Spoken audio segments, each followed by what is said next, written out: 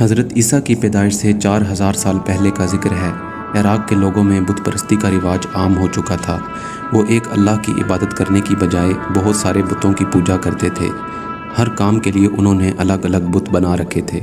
مثلاً ود، جو محبت کا دیوتا تھا، اس کے 10 ہاتھ اور 3 آنکھیں تھیں۔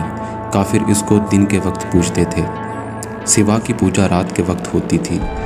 یغوث طاقت کا دیوتا تھا، جس کی صورت شیر کی اور جسم بیل کا تھا۔ یعوق دوڑ کا دیوتا تھا، جو گھوڑے جیسا تھا۔ نصر دیوتا کی شکل باز اور عقاب کی طرح تھی۔ جب بت پرستی اپنے عروج پر پہنچ گئی تو اللہ نے ان لوگوں کی بھلائی اور ان کو سیدھے راستے پر لانے کے لیے حضرت نوح علیہ السلام کو پیغمبر بنا کر بھیجا۔ آپ اللہ کی ہدایت کے مطابق ان لوگوں کے پاس گئے، اللہ کا پیغام سنایا اور انہیں خبردار کیا کہ اگر انہوں نے اللہ کی ہدایت کے مطابق اپنے آپ کو نہ بدلا تو اللہ ان کے برے اعمال کی سزا دے گا۔ ان لوگوں نے حضرت نوح علیہ السلام کے پیغام کو مذاق میں اڑایا اور بولے، نوح تم ہماری طرح کے ایک معمولی سے آدمی ہو۔ اگر اللہ کو اپنا پیغمبر ہی بنانا تھا تو کسی فرشتے کو بناتا۔ نوح تو دیوانہ ہو گیا ہے۔ اس پر آپ نے فرمایا، اے لوگو، میں دیوانہ نہیں ہوں، میں تو تمہاری مدد کرنا چاہتا ہوں۔ اب بھی وقت ہے، اللہ کی نافرمانی سے باز آ جاؤ۔ حضرت نوح علیہ السلام نے بار بار اپنی قوم کو اللہ کی عبادت پر آمادہ کرنے اور شرک سے باز رکھنے کی کوشش کی، مگر بے سود۔ حضرت نوح علیہ السلام کو اس کے بدلے میں ان کی قوم نے پاگل، دیوانہ اور اپنے باپ دادا کے مذہب کا باغی قرار دے دیا اور ان پر ایمان لانے والوں کو خوب ستایا۔ حضرت نوح علیہ السلام جب اللہ کا پیغام سنانا شروع کرتے تو یہ لوگ اپنی انگلیاں کانوں میں ٹھونس لیتے تاکہ ان کو حضرت نوح علیہ السلام کی آواز سنائی ہی نہ دے یا اکڑ کر بیٹھے رہتے۔ جب آپ کو اسلام پھیلاتے پھیلاتے 500-600 سال ہو گئے اور ایمان لانے والوں کی تعداد 80 افراد سے زیادہ نہ ہوئی تو حضرت نوح علیہ السلام نے ایک اور کوشش کی۔ سب بستی والوں کو جمع کیا اور ان سے کہا، تم سب اللہ کے رحم و کرم سے رجوع کیوں نہیں کرتے؟ اپنے ارد گرد ہر چیز کو دیکھتے ہو، جو اس اللہ نے بنائی ہے وہی اللہ جس نے تمہیں مٹی سے پیدا کیا اور پھر واپس اسی مٹی میں ملا دے گا۔ اس کے جواب میں وہ بولے، اے نوح، ہم تمہاری بات کیوں سنیں؟ تمہاری پیروی تو صرف وہی لوگ کرتے ہیں جو غریب اور لاچار ہیں اور کم علم ہیں، اس لیے وہ تمہاری پیروی کرتے ہیں۔ حضرت نوح علیہ السلام نے فرمایا، وہ لوگ جن کو تم میری پیروی کرنے کی وجہ سے پسند نہیں کرتے، اللہ انہیں ہر قسم کی نعمت سے نوازے گا۔ میں ان کے بارے میں برا نہیں سوچ سکتا۔ اب اگر اللہ چاہے گا تو تم پر خوفناک عذاب نازل ہوگا اور اس وقت میں بھی تمہاری مدد نہیں کر سکوں گا۔ یہ سن کر سب لوگ غصے میں آ گئے اور بولے، نوح، اگر تم نے یہ باتیں بند نہ کی تو ہم تم پر اس وقت تک پتھر برسائیں گے جب تک تم مر نہیں جاتے۔ اپنی قوم سے مایوس ہو کر حضرت نوح علیہ السلام نے اللہ سے دعا کی، اے اللہ، میں نے دن رات اپنے لوگوں کو بہتری کی طرف بلایا مگر وہ اتنا ہی تجھ سے دور ہوتے گئے۔ وہ انتہائی خودسر ہو چکے ہیں۔ اے میرے اللہ، میرے اور ان کے درمیان انصاف فرما اور میرے پیروکاروں کی حفاظت فرما۔ اس دعا کے بعد اللہ نے حضرت نوح علیہ السلام سے فرمایا، اے نوح، اب ان لوگوں میں سے کوئی تم پر ایمان نہیں لائے گا، بس اب تم ان کے بارے میں فکر مند نہ ہو جو تمہاری بات نہیں سنتے۔ اب جاؤ اور ایک کشتی تیار کرو۔ یہاں پر ایک خوفناک سیلاب آئے گا اور جب ایسا ہو تو تم ہر قسم کے جانور اور پرندوں کا ایک ایک جوڑا رکھ لینا اور اپنے ساتھ ان لوگوں اور اپنے گھر والوں میں سے ان کو اپنے ساتھ لے لینا جو مجھ پر ایمان لائے ہیں، اور جو لوگ ایمان نہیں لائے وہ سب تباہ و برباد کر دیے جائیں گے۔ مگر یاد رکھنا، مشرک چاہے وہ اپنے گھر والے ہی کیوں نہ ہو، ان کی حمایت مت کرنا۔ یہ حکم سنتے ہی حضرت نوح علیہ السلام نے کشتی بنانا شروع کر دی۔ اس وقت حضرت نوح علیہ السلام کی عمر 600 سال ہو چکی تھی، مگر پھر بھی وہ جوانوں کی طرح تندرست و توانا نہ تھے۔ کشتی کی تیاری میں 1 مہینہ لگا۔ ان کو کام میں مصروف دیکھ کر کافر ان کا مذاق اڑاتے، ہم تو خشکی پر رہتے ہیں، یہاں پر کشتی کا کیا کام؟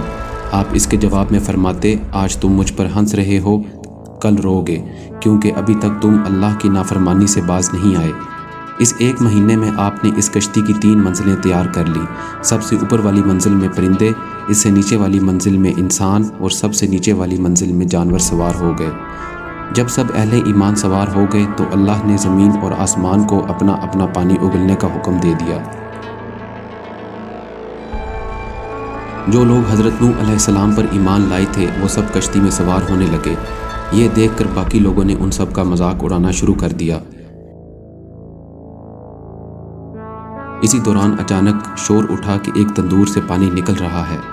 سب لوگوں نے حیرانی سے ایک دوسرے کی طرف دیکھا اور تندور کو دیکھنے چل پڑے۔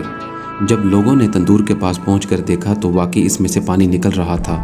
یہ پانی تندور سے نکل کر گلیوں اور پھر گھروں میں داخل ہو رہا تھا۔ تھوڑی ہی دیر میں آسمان سے بھی پانی برسنے لگا اور سب لوگ محفوظ جگہوں کی تلاش میں نکل کھڑے ہوئے۔ کوئی چھت پر چڑھ گیا اور کوئی درخت پر، مگر پانی نے کسی کو نہ چھوڑا اور ہر چیز پانی میں ڈوب گئی۔ طوفان شروع ہوا تو حضرت نوح علیہ السلام کو اپنا بیٹا کنعان اور بیوی نظر آئے۔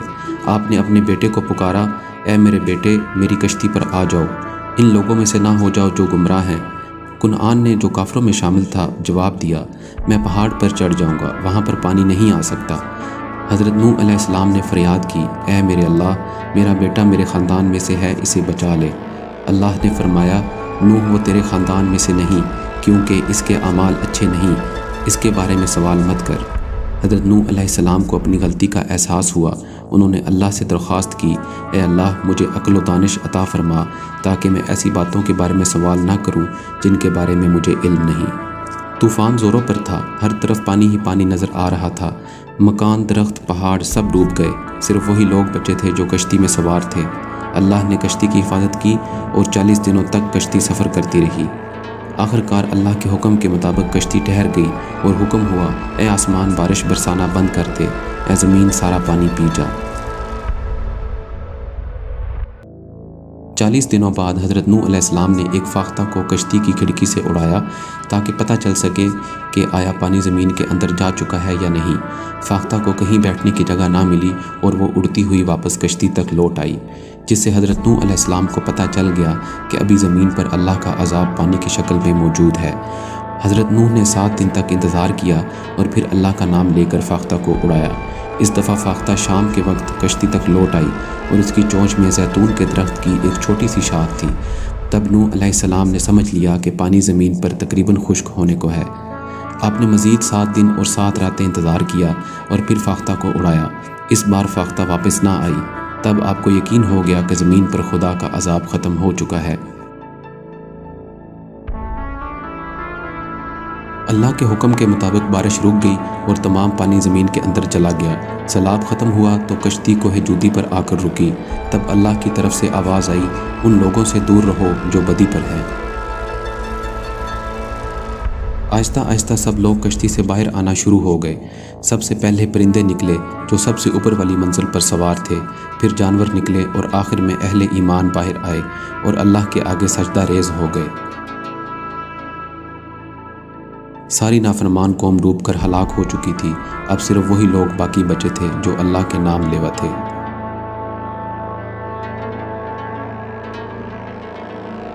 اگر آپ کو ہماری یہ ویڈیو پسند آئی ہے تو اسے لائک کریں اور ہمارے چینل وزڈم اپرائٹ کو سبسکرائب کریں، اور اگر آپ کو یہ ویڈیو پسند نہیں آئی تو ڈس لائک کریں اور ہمیں اپنی قیمتی آراء سے آگاہ کریں۔